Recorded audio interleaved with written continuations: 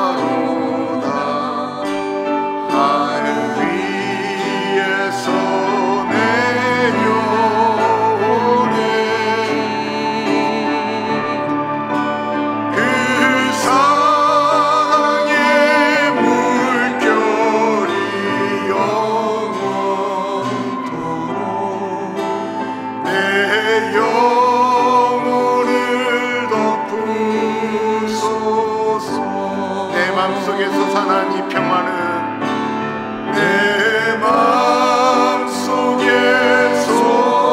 사는 이 평화는 깊이 묻힌 보배로다.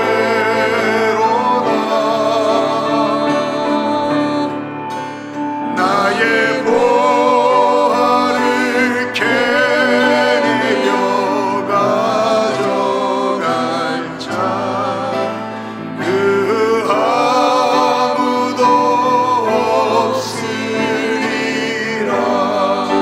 평화 평화로다.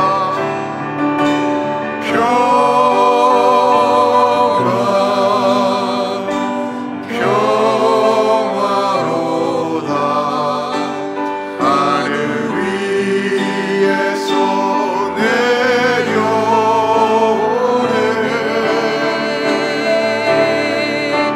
그 사랑의 물결이 영원토록 내 영혼을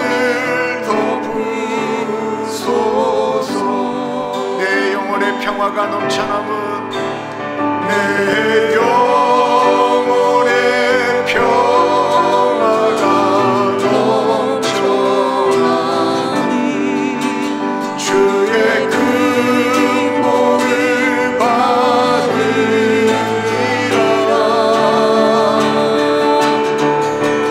내가 주야로 주님과 함께 있어 내 영혼이 편히 쉬네.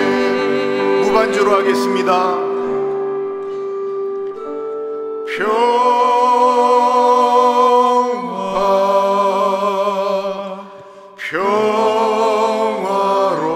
평화로다.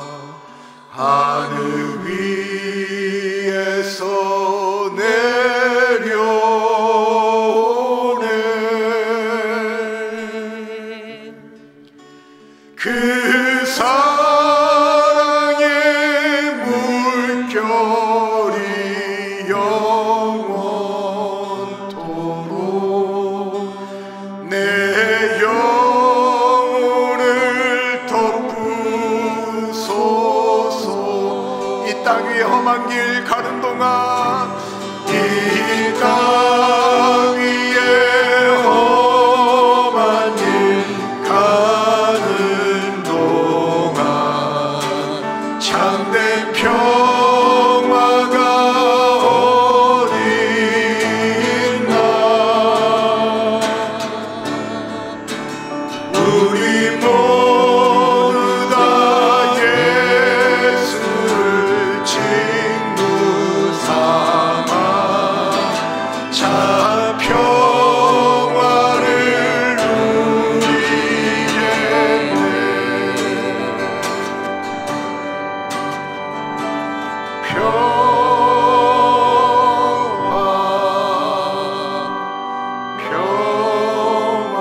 평화로다.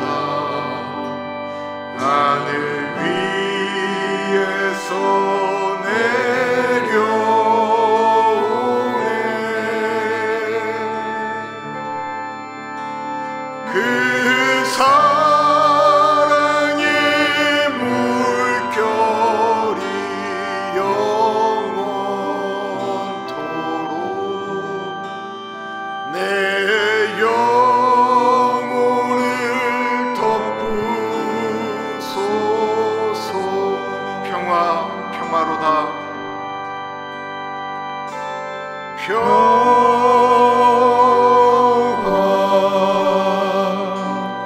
평화로다.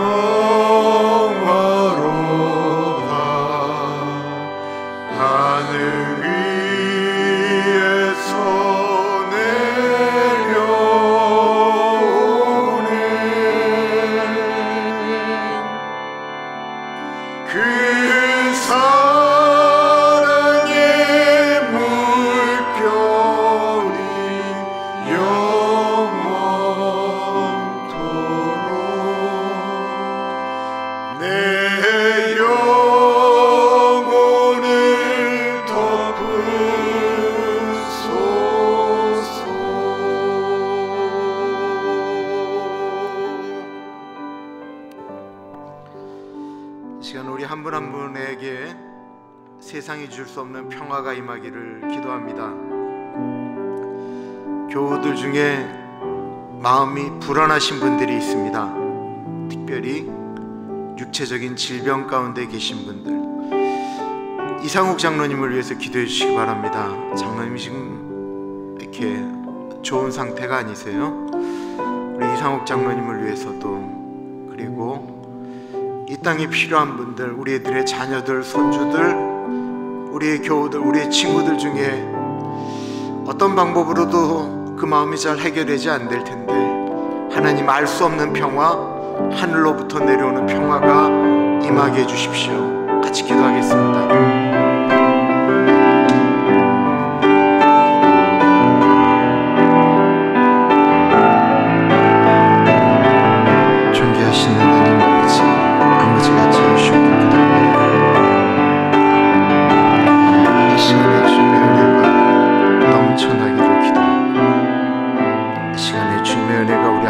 사람의 마음을 만져주시기를 간절히 기도합니다. 성령 하나님, 성령 하나님 같이 하여 주십시오.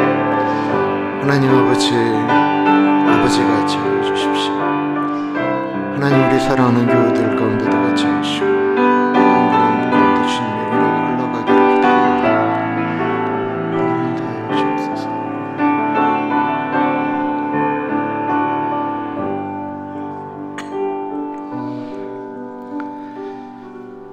참으로 존귀하신 하나님 아버지,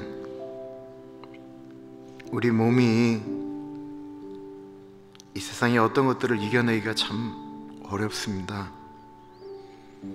말 한마디에, 눈빛 하나에, 상황 하나에 1분 전까지만 해도 평안했는데 그 하나로 확 무너지는 우리들입니다. 전화 한 통에 온몸이 얼어붙는다라고도 표현하기도 하고, 주님 우리의 몸이 그렇습니다. 그렇게 불편했던 십자가를 앞둔 그 무거운 시간, 그 제자들의 마음을 아시고 평안을 너에게 주노니 곧 나의 평안을 너에게 주노라. 내가 주는 평안은 세상이 주는 것 같지 않다라고 말씀하셨던 하나님, 그 평안을 우리 사랑하는 교우들에게 이 시간 내려 주옵소서. 존귀하신 예수님 이름으로 기도합니다. 아멘. 누가복음 10장 1절에서부터 16절까지 말씀입니다. 누가복음 10장 1절에서부터 16절. 우리 하나님의 말씀 교독하겠습니다. 그 외 주께서 따로 70인을 세우사 친히 가시려는 각 동네와 각 지역으로 둘씩 앞서 보내시며, 이제 추수할 것은 많되 일꾼이 적으니 그러므로 추수하는 주인에게 청하여 추수할 일꾼들을 보내주소서 하라. 갈지어다 내가 너희를 보냄이 어린 양을 이리 가운데로 보낸가 같도다.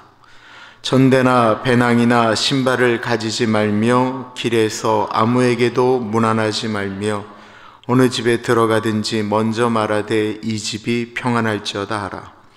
만일 평안을 받을 사람이 거기 있으면 너희의 평안이 그에게 머물 것이요 그렇지 않으면 너희에게로 돌아가리라. 그 집에 유하며 주는 것을 먹고 마시라. 일꾼이 그 싹을 받는 것이 마땅하니라. 이 집에서 저 집으로 옮기지 말라. 어느 동네에 들어가든지 너희를 영접하거든 너희 앞에 차려놓은 것을 먹고 거기 있는 병자들을 고치고 또 말하기를 하나님의 나라가 너희에게 가까이 왔다 하라. 어느 동네에 들어가든지 너희를 영접하지 아니하거든 그 거리로 나와서 말하되 너희 동네에서 우리 발에 묻은 먼지도 너희에게 떨어버리노라. 그러나 하나님의 나라가 가까이 온 줄을 알라 하라. 내가 너희에게 말하노니 그날에 소돔이 그 동네보다 견디기 쉬우리라. 화 있을진저 고라시나 화 있을진저 벳세다야. 너에게 행한 모든 권능을 두로와 시돈에서 행하였더라면 그들이 벌써 베옷을 입고 제에 앉아 회개하였으리라. 심판때에 두로와 시돈이 너희보다 견디기 쉬우리라. 가버나움아 내가 하늘에까지 높아지겠느냐? 음부에까지 낮아지리라. 너희 말을 듣는 자는 곧 내 말을 듣는 것이요 너희를 저버리는 자는 곧 나를 저버리는 것이요 나를 저버리는 자는 나 보내신 이를 저버리는 것이라 하시니라. 아멘. 우리 그 플라워 아파트에 계신 이쁜 여인들만 골라서 오셔서 얼마나 행복한지 모르겠어요. 방송으로 나가면 좀 조심스럽긴 한데 우리가 아는 예수님의 제자는 12명이라고 생각하지만 제자들의 숫자는 훨씬 더 많았습니다. 누가복음을 통해서 예수님을 따라다녔던 분들이 굉장히 많음을 우리는 알 수 있고요. 특히 누가복음 8장에는 많은 여자분들이 예수님의 제자들과 함께 다녔음을 우리는 본문을 통해서 알 수가 있었습니다. 누가복음 8장이에요. 그 후에 예수께서 각 성과 마을에 두루 다니시며 하나님의 나라를 선포하시며 그 복음을 전하실세 12 제자가 함께하였고 또한 악귀를 쫓아내심과 병 고침을 받은 어떤 여자들 곧 7 귀신이 나간 자 막달라인이라 하는 마리아와 헤롯의 청지기 구사의 아내 요한나와 수산나와 다른 여러 여자가 함께하여 자기들의 소유로 그들을 섬기더라. 여자분들도 예수님을 대단히 많이 쫓아다니셨어요.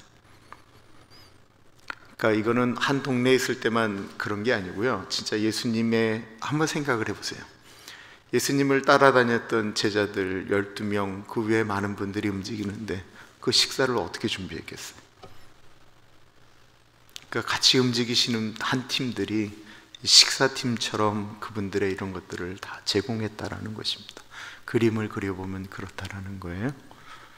이 시간이 굉장히 오랜 시간을 걸렸죠. 그리고 누가복음 10장 지난 수요일 날 말씀드렸지만 예수님께서 십자가 고난에 대한 말씀을 하실 때부터는 예수님이 예루살렘 여정으로 들어가시는 길이었기 때문에 수많은 사람들이 예수님이 왕으로 가신다라고 알았거든요. 그래서 많은 사람들이 12명만 예수님을 따라 올라간 게 아니에요.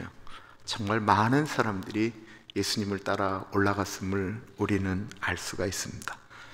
오늘 본문은 이 숫자가 굉장히 많았구나 라고 하는 것을 느끼게 돼요. 1절입니다.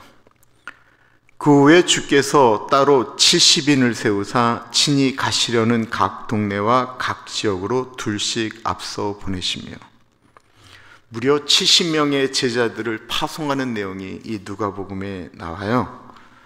예수님이 아무나 보냈겠어요? 예수님이 따라다녔던 사람 중에 그래도 보낼 만한 사람들을 70명을 둘씩 짝지어서 보냈다라는 것입니다. 왜 70명인가? 라고 하는 것에 대한 여러 가지 이야기가 나와요. 이스라엘 역사 가운데 70이라고 하는 숫자가 좀 의미가 있기 때문에 그렇습니다. 창세기 10장에 나와 있는 민족의 숫자가 70개예요. 그래서 70명을 파송한다라고 하는 것은 모든 인류 가운데 사람을 파송한다라고 해석하시는 분들도 계시고요. 민수기의 장로의 숫자가 70명이기 때문에 예수님께서 70명을 파송함으로 율법을 완성시켰다라고도 말씀을 하세요. 저에게 물어보시면 저는 70명을 그냥 보냈다라고 생각을 해요. 그러나 신학적으로는 이런 깊은 의미가 있다라는 것입니다. 우리는 12명의 제자들의 이름을 대충은 다 아세요. 12명의 이름 베드로, 안드레, 야고보, 요한, 빌립, 바돌로메, 도마, 마테, 알페오의 아들 되는 야고보, 시몬, 다데오, 가룟 유다 이렇게 해서 12명이거든요. 근데 왜 70명의 이름 중에 우리가 아는 사람은 없어요? 즉 예수님의 나라를 만들어 가는 데 있어서는 하나님 나라에서만 기억되는 이름들이 있다라는 것입니다. 그분들의 수고와 헌신 가운데 하나님의 나라는 만들어지는 거예요. 팬데믹 이후에 오늘이 토요일 새벽 예배에 제일 많이들 나오셨어요. 오늘 전도부도 모임이 있고 또 아파트에서 오늘 권사님들이 참석하셨기 때문에 그렇습니다.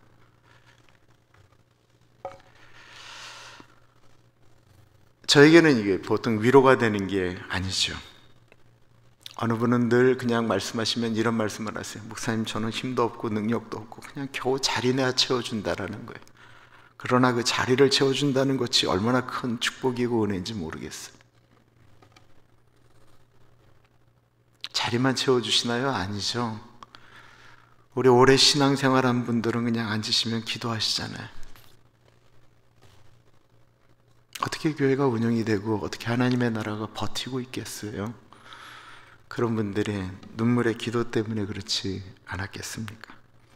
그래서 이 세상에 소중하지 않은 분들은 없다라는 것입니다. 둘씩 보내셨다라고 표현하고 있습니다. 하나님의 나라는 그냥 전파되어지는 게 아닙니다. 주님의 일을 한 사람이 할 수 없기 때문에 꼭 같이 해야 된다는 거예요. 합력해서 하는 것이 대단히 중요하죠. 같이 할 때가 더 중요하다는 것입니다. 하나님의 일을 혼자 할 수도 있는데 같이 하는 것이 참 복된 거예요. 같이 한다라는 건 힘이 나기도 하지만 나를 조금 내려놓는 것이기도 해요. 부부가 왜 싸워요? 내려놔야 될 일들이 생기기 때문에 싸우는 거예요. 혼자 살면 그런 일이 없어요. 그런데 혼자 살면 다음을 기약하기가 어려워요. 둘이 살아야 아기도 만들고요. 그 자식을 통해서 푸르고 푸른 계절이 오게 되는 거예요. 함께하는 게 참 중요하다는 것입니다. 시편 133편 1절에 보면 형제가 연합하여 동거함이 어찌 그리 선하고 아름다운가라고 했고, 전도서 4장 12절에는 한 사람이면 패하겠거니와 두 사람이면 능히 당하나니 삼겹줄은 쉽게 끊어지지 않는다라고 했습니다.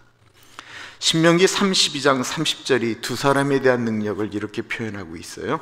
어찌 한 사람이 천을 쫓겠으며 두 사람이 만을 도망케 하였을까라고 표현하고 있어요. 그러니까 한 명이 1000명을 내쫓을 수가 있었는데 둘이 아프니까 무려 2000명이 아니고 10,000명이라는 것입니다. 연합함이 참 중요하다는 거예요. 우리는 삼위일체 하나님에 대한 설명하기가 너무 어려워요. 이걸 제가 이 삼위일체 하나님, 성삼위 하나님에 대한 설명을 신학교 때도 듣고 저도 하지만 이게 속 시원하게 느껴진 적은 저도 없어요. 그러니까 교인들한테 얘기할 때 교인들이 그렇다라고 생각하기는 참 어려워요. 이게 신비잖아요. 이게 뭐 깨달아지나요? 그러나 예수 믿게 되고 은혜 받으면 자연스럽게 느껴지는 거지, 이게 뭐 그렇게 쉽게 느껴지지가 않아요. 하나님이 성부 하나님, 성자 하나님, 성령 하나님 이렇게 표현하고 있는데 세 분이 각기 일하시는데 한 분이다라고 하는 아주 특별한 것이죠. 근데 이 하나님이라고 하는 히브리적 표현, 이 표현이 늘 복수의 개념으로 움직인다라는 것입니다. 우리라고 하는 개념이 하나님 안에 들어가 있다라는 거예요. 그래서 예수님께서 기도를 가르치실 때도 이렇게 고백하잖아요.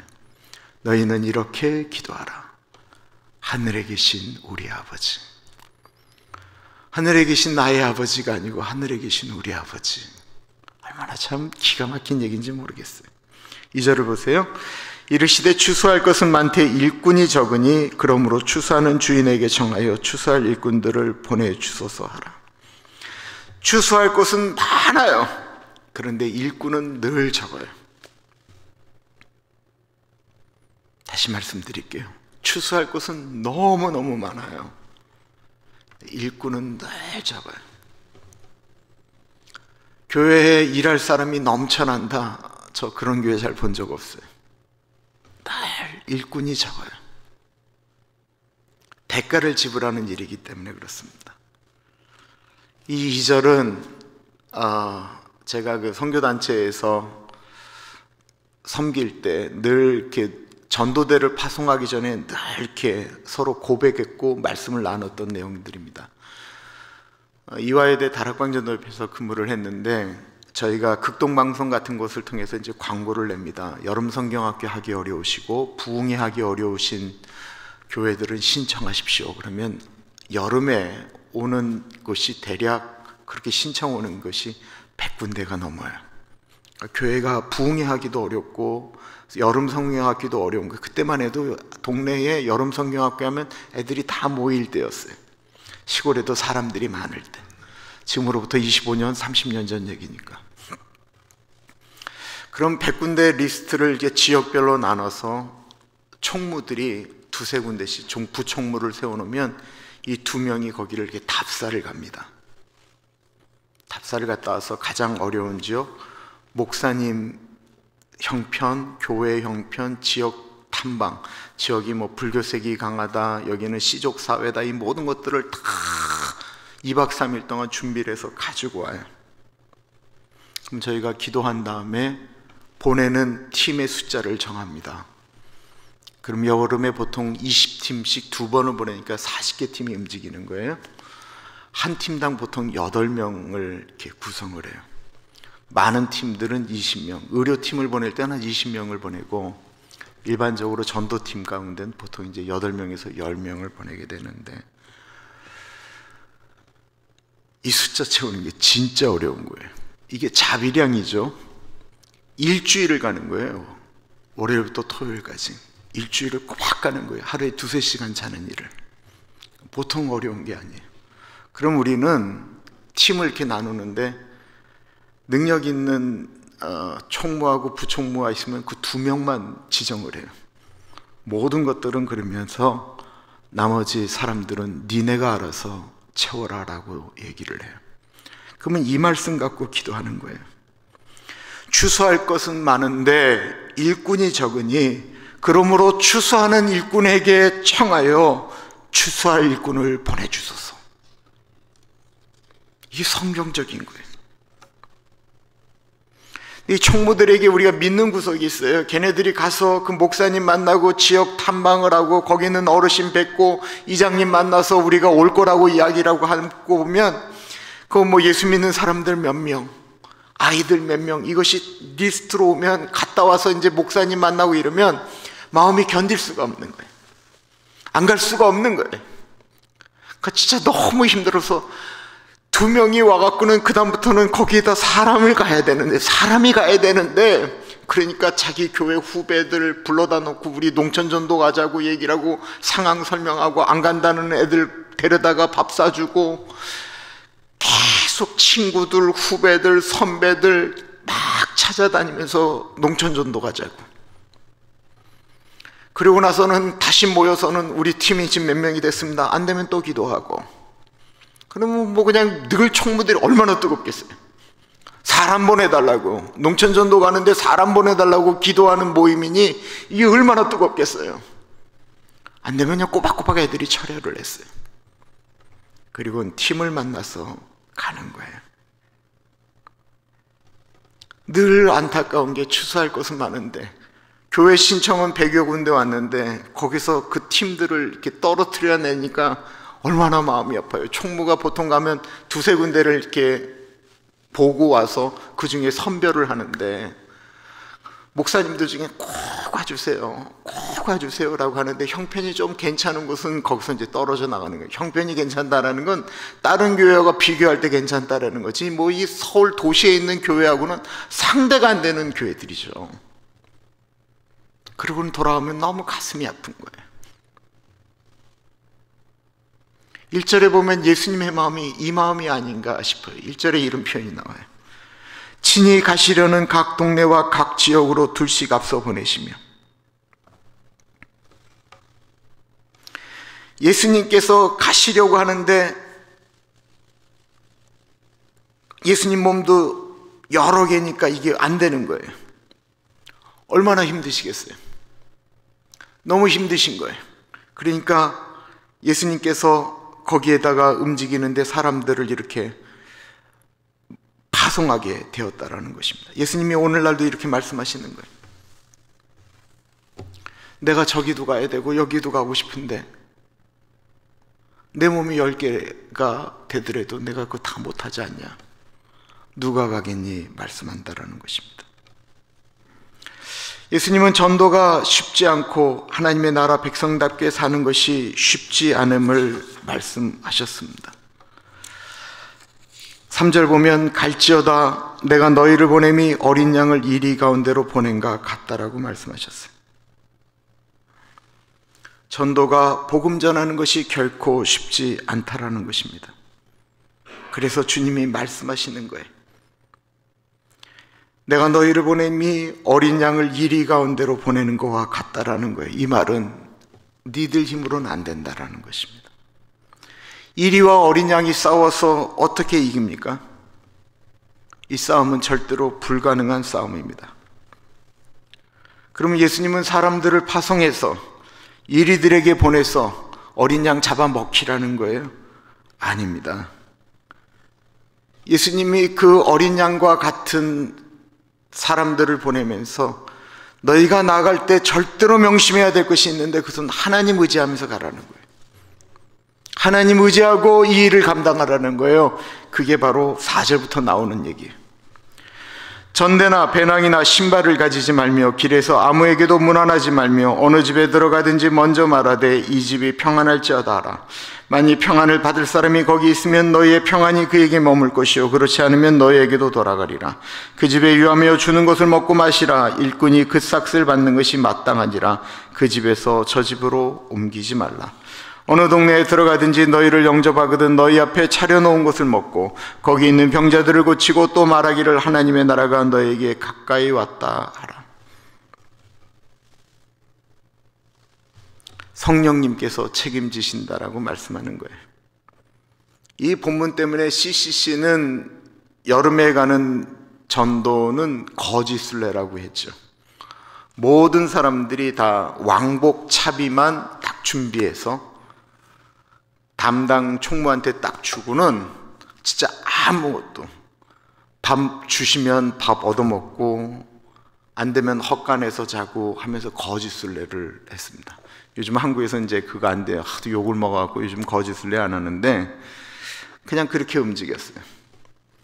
DTS라고 하는 예수전도단 훈련도 이렇습니다. 3개월 교육받고는 보통 2개월 이제 선교를 나가는데 해외 선교 아니면 농촌 선교를 나가는데 그때도 뭐 재정은 거의 뭐 바닥을 가지고 나가죠. 근데 예수전도단이라고 하는 그 선교단체의 특징은 이 하나님 음성 듣는 법이라고 하는 독특한 그 전도 방법이 있어요. 어떻게 하냐면 예수전도단은 이제 가면 다 무릎 꿇고 기도를 해요. 하나님 우리가 어디서 자기를 원하십니까? 이 비참한 거죠. 하나님 우리가 오늘은 뭐 먹을까요? 오늘날 얘기하면 말도 안 되는 얘기인데 가면 그렇게 해요. 기도하면 뭐 또 전도 갈 때 우리가 어디로 갈까 기도하고 결정하거든요. 그럼 누구는 목포가 나오고 누구는 광주가 나오고 누구는 대구가 나오고 이게 말이 안 되잖아요. 다 하나님의 음성을 들었다고 하는데 누구는 목포로 가라고 그러고 누구는 대구라고 하고 뭐 어디로 가자는 거냐. 네, 그러면 목포 찍고 대구 찍고 광주 찍고 대전 찍고 이렇게 해서 이제 올라오는 거예요. 그런데 전도를 가게 되면요, 진짜 놀라운 것들을 경험하게 되는데 자기 생각이 대로 안 되는 걸 다 경험하게 돼요. 이게 전도의 참 엄청난 능력이기도 하고 아픔이기도 하고 그래요. 어떤 사람들은 어느 지역으로 간다고 하면 속으로 계산을 해요. 거기 내 친척이 있거든요. 이런 것들을 계산하고 움직이는데 그대로 잘 안 돼요. 그 전도를 하게 되면 내가 의지하는 것 갖고는 전도가 안 된다라고 하는 것을 철저하게 경험하게 됩니다. 농촌 전도 얘기를 또 해볼게요. 총무들이 갔다 오면 어떤 지역은 총무가 답사를 가서 절망을 느끼는 데가 굉장히 많았어요. 한국에. 그 지역에 무당이 몇 명, 절이 몇 개, 지역 사람들의 느낌은 어떻다. 이런 지역을 탐방하고 온 총무하고 부총무는요 거의 죽습니다. 거기를 가야 되는데 가서 당한 것이 너무 무서운 거예요. 근데 어떤 지역은 가면 목사님이 너무 잘해서 지역적인 평판이 너무 좋아요. 그런 데를 갔다 온 총무들은 벌써 마음이 여유로운 거예요. 야, 요번 그 농촌 전도는 정말 쉽겠다라는 생각이 들어요. 예수님께서 그 전도대를 파송하고 돌아오면 제자들이 보고하잖아요. 우리도 보고대회 꼭 하거든요. 보고대를 꼭 하면 가기 전에 이 총무들이 보고한 내용과 갔다 와서 보고한 내용이 늘 역전이 일어나는 것을 우리가 경험하게 됩니다.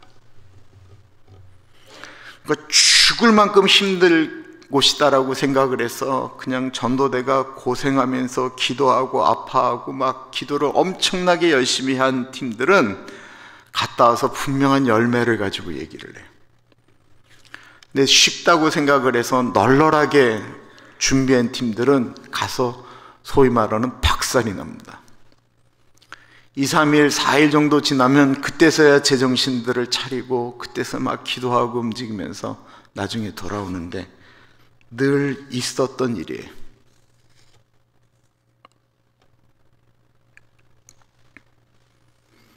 이유는 단 한 가지. 얼만큼 하나님을 의지하였느냐라고 하는 것입니다. 다른 것으로는 설명이 안 돼.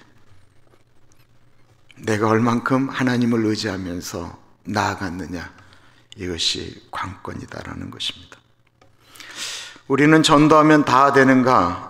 절대로 그렇지 않은 것을 우리는 잘 알고 있습니다. 우리가 전하는 복음이 너무나도 중요한 것이기 때문에 그렇습니다. 복음이 너무나도 소중한 것이기 때문에 복음이 안 받아들여지는 거예요. 복음이 너무나도 귀한 것이기 때문에 안 받는 것입니다. 왜요?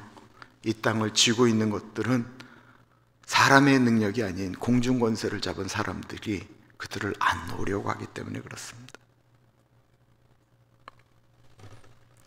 복음이 너무나도 복된 것이기 때문에 예수 안 믿는 분들로 하여금 불편하게 만들고 차별하고 겁주려고 합니다. 5절과 6절에 보면 어느 집에 들어가든지 먼저 말하되 이 집이 평안할지어다 하라. 만일 평안을 받을 사람이 거기 있으면 너희의 평안이 그에게 머물 것이요 그렇지 않으면 너희에게로 돌아가리라. 전도는 사람을 개종하는 게 아니에요. 복음은 그 사람의 이 땅의 인생과 내세까지 그의 인생이 영원히 평안하도록 평안을 주는 거예요. 복음은 영혼의 평안을, 영생의 평안을 주는 거예요. 그래서 복음이 가장 귀한 거예요. 예수 그리스도가 아니면 그의 인생이 내세가 너무나도 불쌍하기 때문에 그의 영혼이 지옥으로 떨어지면 그의 영혼 가운데 평안함이 없는 것을 알기 때문에 복음은 평안을 주는 것입니다. 그런데 우리는 전도라고 하는 것을 해보면 알겠지만 거절에 대한 두려움이 정말 큽니다. 그래서 그 거절에 대한 두려움을 가질까 봐 주님께서 아주 엄청난 팁을 하나 주셨어요. 그 집에다 평안을 비는데 그걸 받지 않으면 그게 다 우리한테 온다라는 거예요.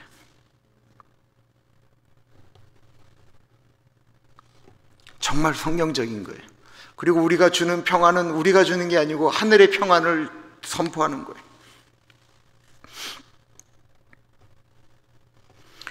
오늘 본문에 예수님께서 기적을 많이 베푸셨던 도시들의 이름이 나옵니다. 내가 너에게 말하노니 그날의 소돔이 그 동네보다 견디기 쉬우리라. 화 있을진저 고라시나 화 있을진저 벳세다야. 너에게 행한 모든 권능을 두로와 시돈에서 행하였더라면 그들이 벌써 베옷을 입고 제에 앉아 회개하였으리라. 심판때에 두로와 시돈이 너희보다 견디기 쉬우리라. 가버나움아 내가 하늘에까지 높아지겠느냐 음부에까지 날아지리라. 고라신, 벳세다, 가버나움. 이 고라신, 벳세다는 가버나움하고 아주 붙어있는 근접 도시예요. 기적이 많이 일어났고 예수님이 주 무대였죠.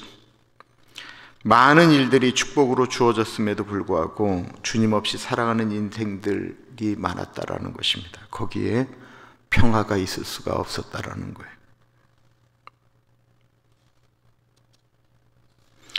그러나 주님이 주시는 삶을 살아가는 분들에게는 환경을 뛰어넘는 평화가 있다라는 것입니다. 이거는 주님이 주시는 평안이기 때문에 그렇습니다.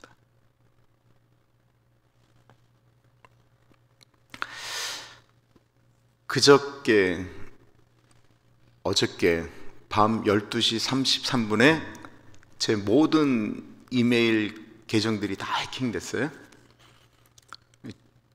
구글께 해킹됐어요. 12시 33분에. 그것만 해킹된 게 아니고 제 은행 계좌, 카드 번호가 모두 다 해킹이 됐어요. 지금 생각하실 때는 뭐 그 정도냐라고 하지만 제 딸 모든 것들이 다 같이 동시에 해킹이 됐어요. 제 지메일로 들어가면 비밀번호가 바뀌었고 제 전화번호로도 안 돼요. 그분 전화로, 그놈 전화로 모든 것들이 다 전송이 되게 돼 있어요. 아무리 노력해도 안 되고 구글에 전화해도 안 되고 안 돼요. 제 딸한테 네가 론을 했느냐라고 하는 전화가 오기 시작했어요. 그냥 정도가 아니에요. 카드 쓴 내역들이 계속해서 빠져나가요. 뭐 알라바마에서 뭐 어떻게 뭐 그냥 막 움직였어요. 이의리 목사님, 제 핸드폰에 있는 교우들의 전화번호가 싹 다 사라졌어요. 이의리 목사님이 어저께 전화를 했는데 내가 저 김인철입니다 그랬더니 이의리 목사님이 화를 내는 거예요. 내가 목사님하고 있었던 지가 언젠데 내 전화번호도 모르냐고 막 그러시는 거예요. 그래서 제가 이실직고했어요. 미안하다, 해킹당했다. 지금 뭐 어떻게 수습을 해야 될지를 모르겠어요. 정말 감사한 건 제가 음란 사이트를 들어가지 않았다라는 거예요. 그런 게 있었으면 어떡할 뻔했어요. 제 구글 드라이브 안에 들어가 있는 자료들이 뭐 대략 한 20년 정도 되는 것 같은데 그 모든 것들을 제가 지금 쓸 수가 없게 됐어요. 근데 구글이 너무나도 놀라운 게 사람과 사람으로 통화가 안 돼요. 그 계정을 이게 정리를 하고 이제 아는 분들한테 그 계정으로 메일 보내지 마십시오라고 하는 일들을 얼마나 감당해야 되는지 모르겠는데 막 몸에서 불안하고 힘들고 어려운 일들이 막 올라가니까 맥박수가 막 100이 계속 넘어가기 시작하고 막 그래요. 그런데 어느 순간이 되니까 하나님이 해결해 주시겠지라고 하는 생각도 들고 힘든 거는 독일에 있는 제 아들하고 제 딸이었어요. 걔네들이 뭐 하루 종일 뭐 이것들을 작업을 다 했죠. 어떤 것들 다 불러가고 움직이고 저는 그냥 즐거웠어요. 그래서 자식 낳은 거지. 뭐라고 그러면 그래서 내가 너를 낳았지. 그리고 내가 너를 키웠지. 내가 영어 좀 하면 내가 너한테 이런 걸 부탁하겠냐? 이 자식들아. 그리고 저한테 평안했어요. 그러나 몸은 불안했어요. 이 부분이 굉장히 중요한 거예요. 우리는 몸이 평안한 걸 평안하다라고 얘기하는데 그거 좀 다른 거예요.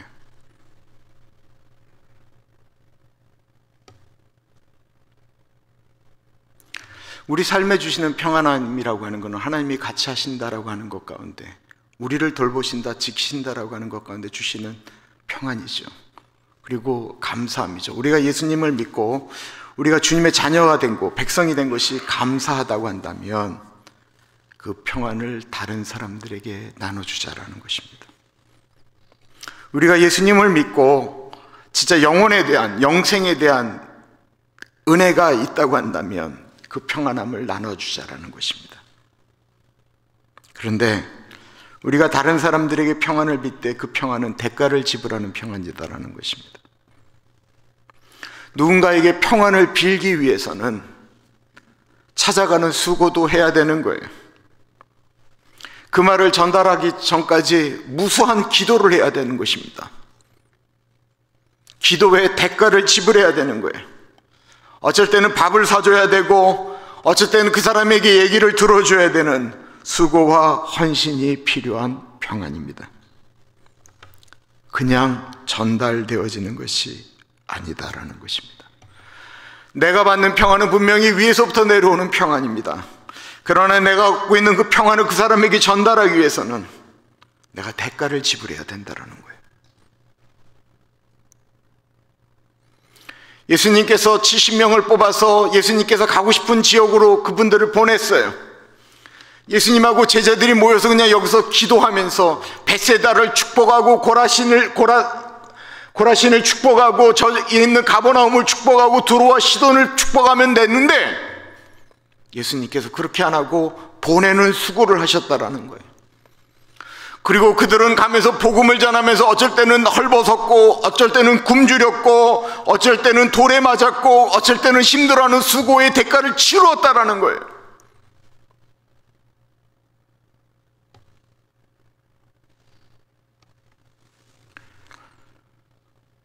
전도에 미련한 방법이다라고 사도 바울이 고백을 했습니다.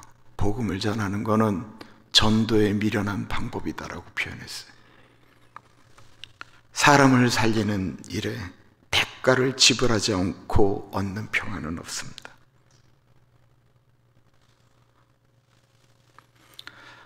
아까 언급한 것처럼 사람들에게 평안을 빌어도 그 평안을 안 받습니다. 어쩔 때는 훨씬 더 우리를 불편하게 만듭니다.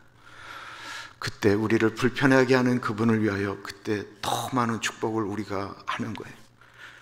주님, 안 받을 사람이니까 주님, 저 사람 부자 되게 해주세요.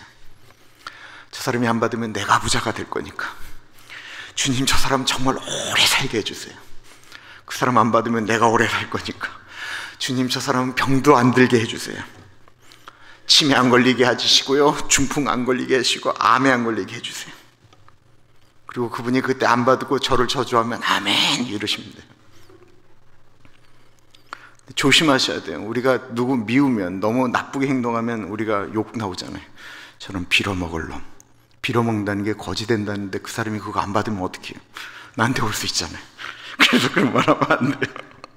저런 벼락 맞아 죽을 놈, 그런 말씀 하시면 안 된다는 거예요.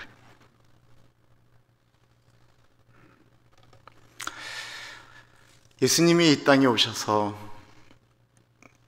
주님이 주시려고 했던 것은 죄로, 죽음으로 망가진 우리의 인생, 그거를 이기게 하시기 위해서.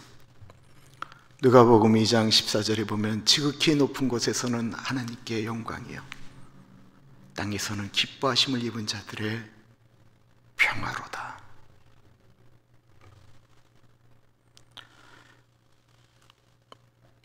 예수님으로 인하여 내가 평안함을 얻었다고 한다면 그 평안함이 다른 사람들에게 전도라고 하는 통로를 통해서 흘러가기를 간절히 기도합니다. 우리 한 번 더 찬양할까요?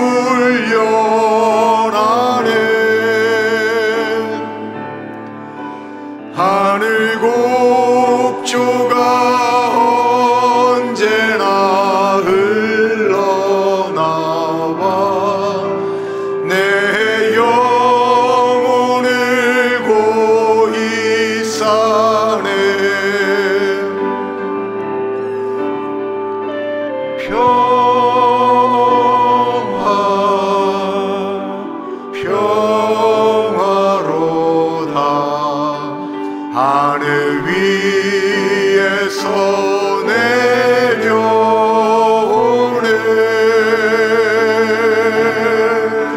그 사랑의 물결이 영원토록 내 영혼을 덮으소서. 내 맘속에 솟아난 이 평화는 내 맘속에 솟아난 이 평화는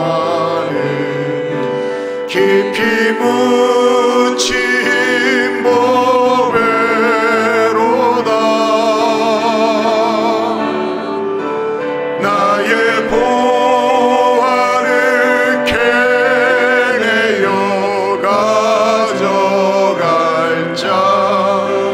그 아무도 없으리. 우리 안에 평화가 임하기를 간절히 기도합니다.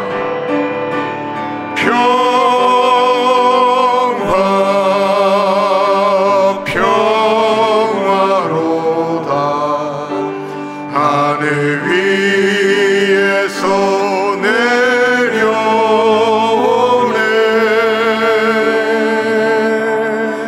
그 사랑의 물결이 영원토록 내 영혼을 덮으소서.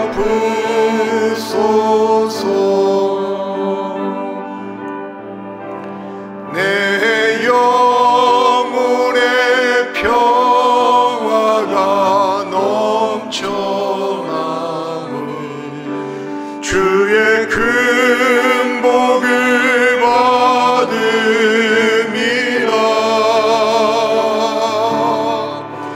내가 주야로 주님과 함께 있어 내 영혼이 편히 쉬네.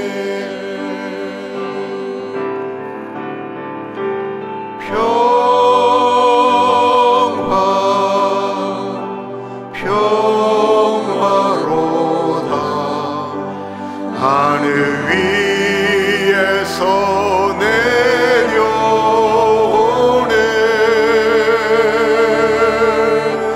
그 사랑의 물결이 영원토록 내 영혼을 덮으소서. 이 땅 위에 사는 길, 이 땅 위에 험한 길 가는 동안 참된 평화가 어디 있나.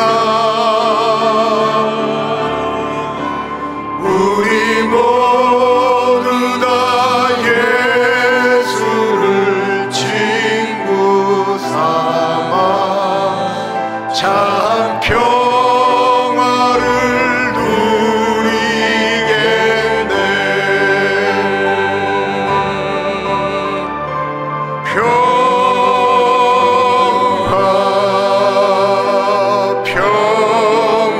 평화로다. 하늘 위에서 내려오네.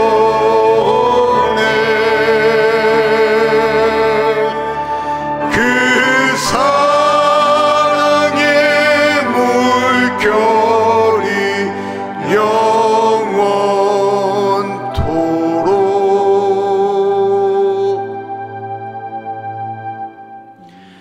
내 영혼을 덮으소서. 그 사랑의 물결이 영원토록, 그 사랑의 물결이 영원토록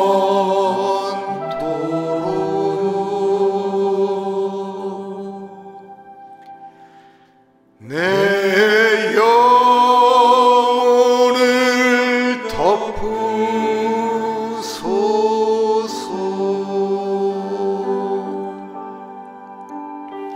주님이 주시는 평화는 영원합니다. 어느 분이 몸이 너무 아프시니까 기도도 안 되고 말씀도 안 읽혀지더래요. 너무 엄청난 분인데 그분이 그 고백을 하세요. 암 때문에 너무 힘들어 하셨거든요. 근데 우리 육신은 언젠가 후패하죠. 그래서 우리가 아프다가 육신은 계속 아파져요. 그러나 우리의 영혼은 누구도 빼앗을 수 없어요. 그리고 잠들었다 깨면 하나님 나라예요. 이 시간에 우리 안에 힘들고 어려운 것들, 하나님 어떠한 상황이나 움직임도 그것 때문에 나의 영혼을 빼앗을 수 없음을 선포하며 나아갑시다. 또한 우리의 자녀들, 우리의 자손들, 손주들 또한 이 땅에 평화가 필요한, 세상이 주는 평안이 아닌 하나님이 주시는 평화, 복음의 평화, 예수 그리스도의 평화, 그 평안이 필요한 분들에게 주님 찾아가 주셔서 예수 믿고 참된 평화를 누리게 해달라고 우리 같이 기도하겠습니다. 존귀하신 하나님 아버지 기도합니다. 하나님 아버지, 하나님 아버지, 세상이 줄 수 없는 평안을 허락하여 주십시오.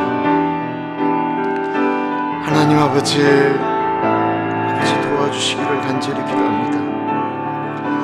성령 하나님 같이 하여 주십시오. 하나님 아버지 인도하여 주시고 동행하여 주시기를 기도합니다. 주님 같이 하여 주십시오. 하나님 아버지 같이 하시고 인도하여 주시기를 기도합니다. 성령 하나님 같이 하시고 동행하여 주옵소서. 아버지 같이 하시고 인도하여 주시기를 기도합니다. 주님 도와주시기를 기도합니다.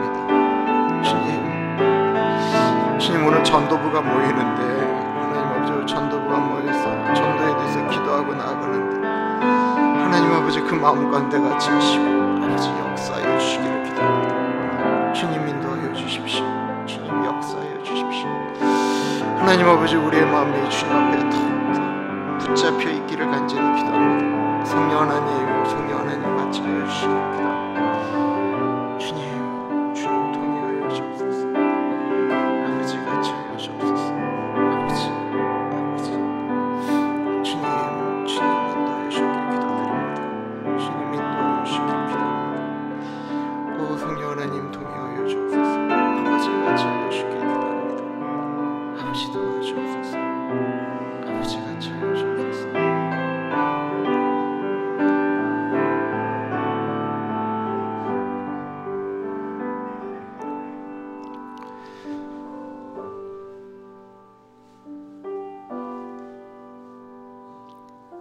오늘 전도부가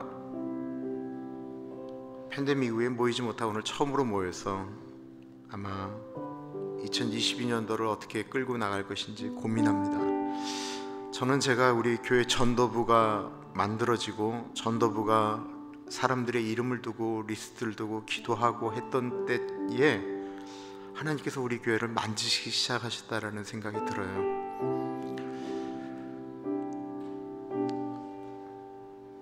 오늘 전도부 모임 가운데 하나님이 같이 하여 주시도록 기도하겠고요. 내일 저희 교회가 임직식을 합니다. 우리 이종성 피택 장로님이 장로로 들어오시고요, 8명의 집사님이 새로이 안수 집사가 되십니다. 올해부터는 교회 시스템이 많이 바뀝니다. 부서는 팀장 중심으로 움직이게 될 거고요, 그분들이 본인들이 준비한 것들을 장로님들과 의논하면 당회에선 그것에 대해서 결정하고 움직일 거예요. 안수 집사가 진짜 교회에 일을 할 수 있는 구조로 나아갈 겁니다. 그 첫 스타트가 내일 예배예요.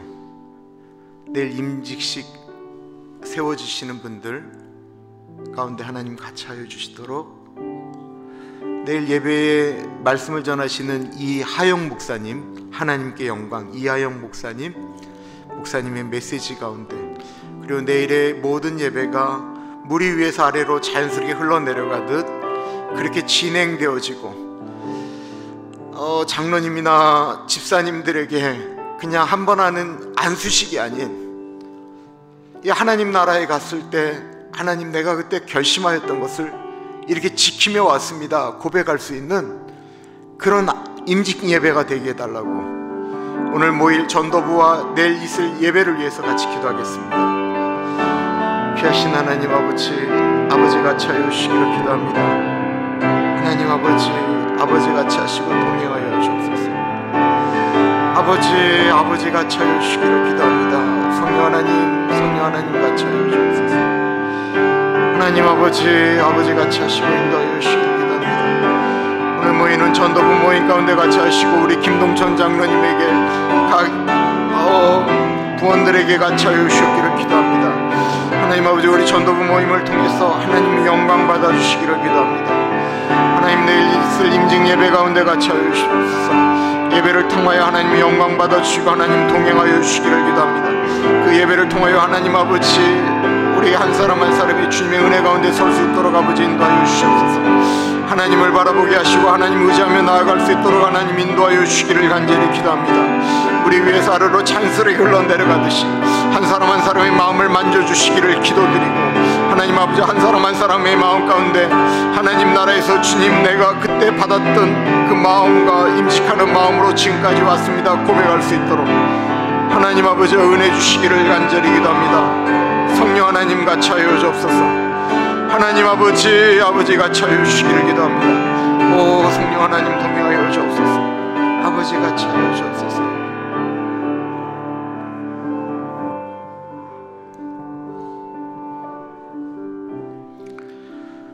존귀하신 하나님 아버지, 주님께서 우리 사랑하는 주의 백성들 가운데 같이 하여 주시고, 이 토요일날 새벽에 고개 숙인 사랑하는 우리 어르신들부터